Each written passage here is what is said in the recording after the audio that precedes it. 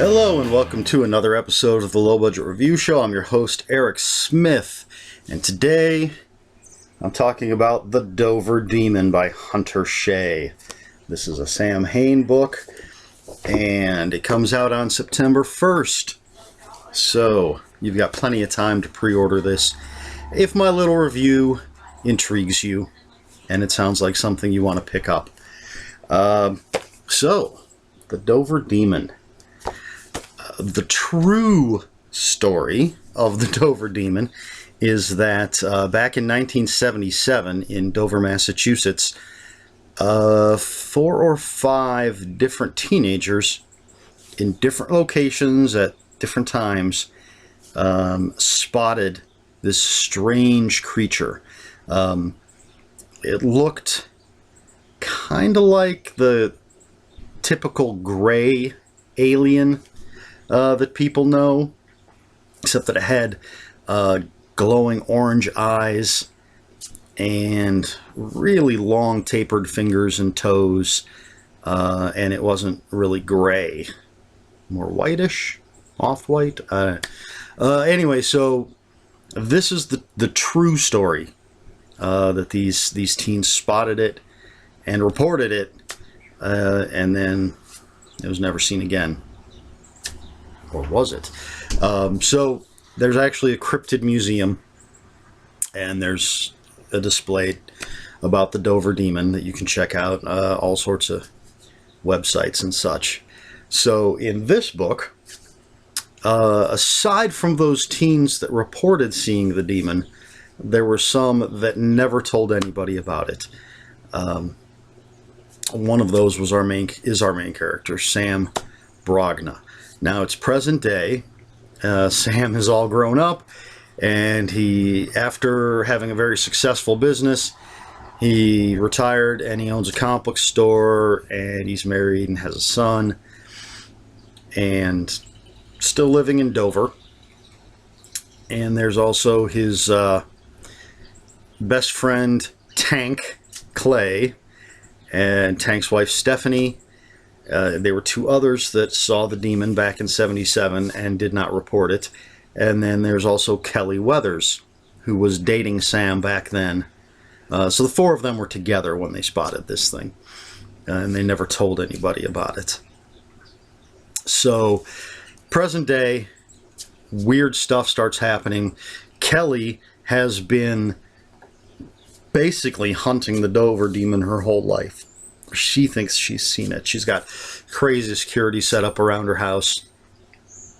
And there's people that come from all over because they've heard of this cryptid and want to look into it. There's always that kind of thing going on all over the world, and that's in the real world. And so one snowy afternoon, Sam's son Nicky and his friend Roy and Roy's sister Christine, who Nicky has a crush on, they decide they're going to go looking for the Dover Demon. Someone just recently said they had spotted it and pointed out where it was and everything. So Nicky, Roy, and Christine jump on a couple snowmobiles, and they go out looking for the Dover Demon, and they disappear.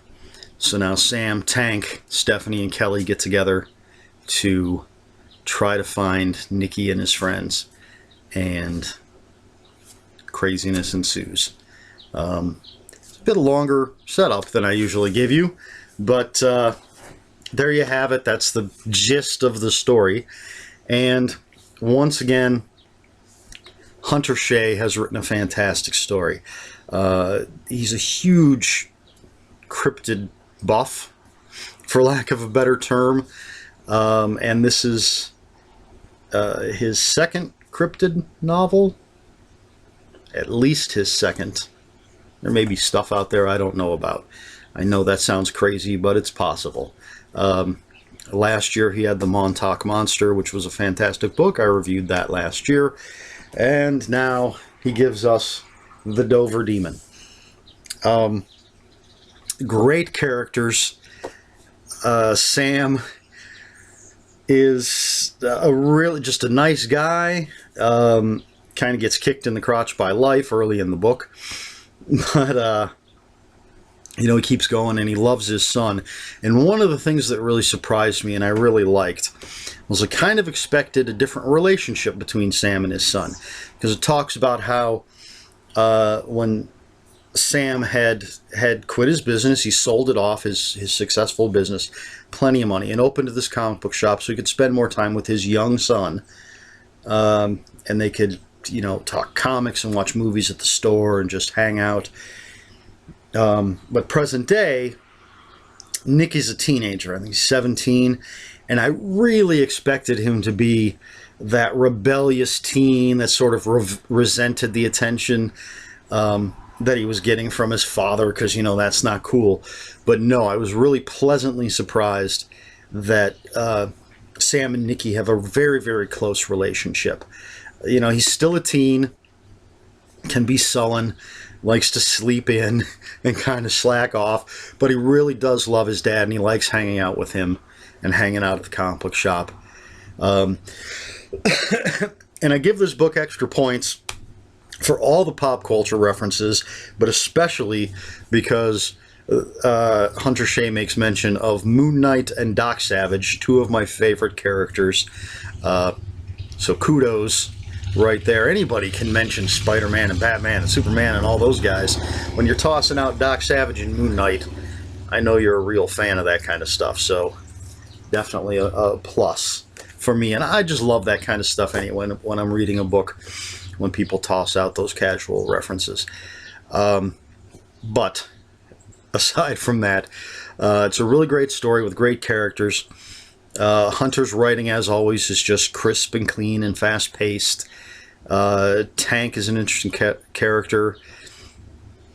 Another guy who, very successful, made a lot of money in his business and then got out of it and actually became an archaeology student and got a degree in archaeology, and goes off on different digs all around. So just again, a very I assume, I think did they both play football? I don't know. Anyway, Tank's a big dude. I assume he played sports. But he's a smart guy too. He's not just a big dumb jock. And Kelly, a rather sad figure because her whole life has just been sort of marred by their seeing the Dover Demon back in '77. She never really got over it, and she drinks too much and hasn't had a successful relationship. But a really fascinating character, and the discoveries she makes, really creepy kind of stuff that she finds that catapults a lot of what goes on here. The teenage characters, typical teenagers. Like I said already, I love the relationship between Sam and Nicky. But Nicky and his friend Roy, typical teenage boys. And, of course, doesn't sit well with Roy that Nicky's got a crush on Roy's sister Christine. And so, great characters, great story, and Hunter's take on what the Dover Demon actually is really fascinating. He brings a lot of interesting things into it, ties a lot of real mysteries, ties a lot of that together.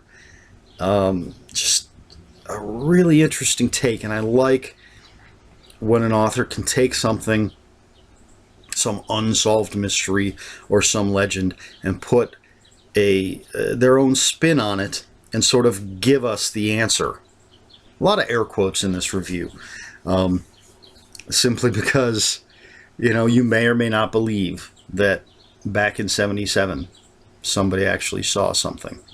Oh, I'm sure somebody saw something. Whether or not it was an actual Dover Demon, of course, you never know.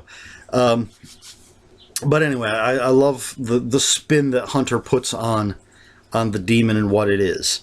The only downside that I had with this book is in the last third,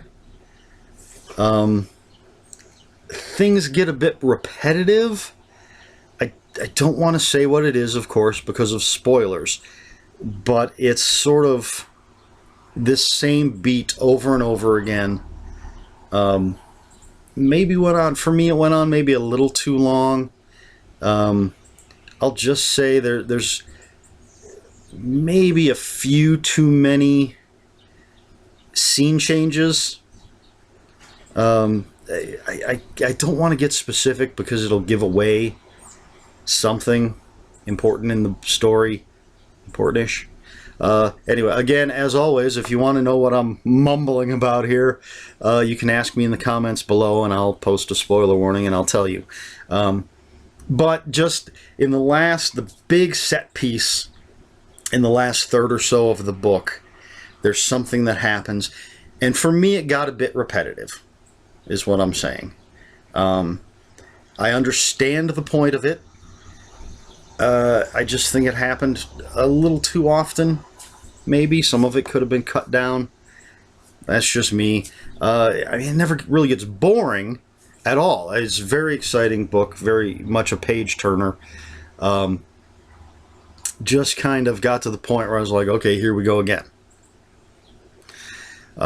So, with that being said, my very simplistically drawn rating for The Dover Demon by Hunter Shea is 4.5 Dover Demon faces. Very simplistic. I didn't even give them a mouth or a nose or anything, but they've got those orange glowing eyes. I did do some, you can't even see my shading that I did. I tried to get fancy. But 4.5, excuse me, out of 5. Possibly could have even gone 4 3/4 just for the Moon Knight and Doc Savage references. But I highly recommend it, as always, with everything I've read by Hunter Shea so far. It's just a really, really good story. If you're into cryptids at all, you're definitely going to want to pick this up. I'm fascinated by the whole cryptid thing. You know, I mean, everybody knows Bigfoot and the Loch Ness Monster, but there are so many others, like the Montauk Monster and the Dover Demon. And even here in Ohio, we have the Frogman, something. Just all over the United States and all over the world. There are these alleged creatures out there that science has yet to disprove or prove. It's a mystery. We don't know. So yeah, absolutely. Check out The Dover Demon by Hunter Shea. It's great stuff. It's entertaining. I think maybe, I mean, I grew up watching In Search Of with Leonard Nimoy, which was a really fascinating show, so maybe that's part of why this sort of thing really fascinates me. You know, it's ever since I was a kid, this sort of thing has been fascinating. Just unexplained mysteries in a more, not like unsolved mysteries, which is a completely different thing, but unexplained mysteries are really interesting. And I know there are a lot of people out there that dig this kind of stuff. So if you dig that kind of stuff, pick it up. If you just want to read a great book, pick it up. A nice horror story, and it definitely is. There are some horrific elements here. Pick it up.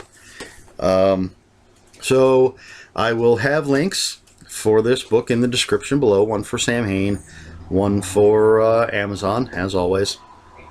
If you have any comments, questions, or corrections, please put them in the comments below. As always, comments will be open for spoilers. Just post a spoiler warning.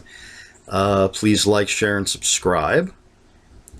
And I think that covers everything. So, this has been another episode of the Low Budget Review Show. I have been Eric Smith, and until next time, read more books.